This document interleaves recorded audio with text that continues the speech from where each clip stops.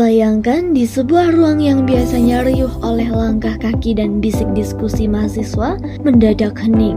Rak-rak buku tetap berdiri tegak, lampu-lampu tetap menyala, tapi kehadiran manusia hampir nihil. Namun, justru di tengah kesunyian itulah sesuatu sedang terjadi. Bukan kisah tentang kepanikan, bukan pula tentang keputusasaan, tapi tentang keteguhan, tentang strategi, tentang bagaimana suatu lembaga informasi tidak hanya bertahan, tapi bertransformasi.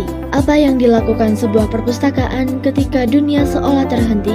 Apa yang terjadi di balik layar saat institusi mengandalkan tatap muka dipaksa untuk berpindah ke dunia maya? Sebuah studi dilakukan bukan sekedar untuk mencatat masa lalu, tapi untuk membuka jalan bagi masa depan. Apa yang bisa kita pelajari dari cara mereka mengambil keputusan, membagi tugas, dan tetap melayani, bahkan ketika semuanya serba terbatas. Mungkin kamu tidak akan menyangka bahwa komunikasi lewat WhatsApp bisa menjadi penopang manajemen, bahwa Google Docs bisa menyatukan langkah di tengah jarak, atau bahkan keputusan untuk tetap membuka ruang baca dengan segala risiko yang dikalkulasi adalah bagian dari perjuangan agar ilmu tak berhenti mengalir. Ini bukan sekedar dokumentasi, ini adalah refleksi tentang bagaimana sebuah institusi yang sering dianggap kuno justru menjadi pelopor perubahan.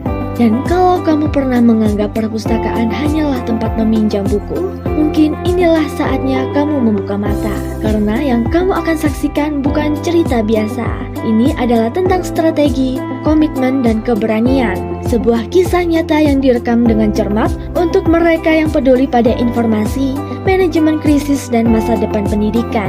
Tidak harus menjadi pustakawan untuk memahami pentingnya kisah ini. Cukup menjadi manusia yang pernah merasakan kebingungan di masa pandemi dan bertanya-tanya bagaimana caranya bertahan. Tonton video sampai akhir karena mungkin dari cerita sunyi ini kamu akan menemukan suara yang belum pernah kamu dengar sebelumnya.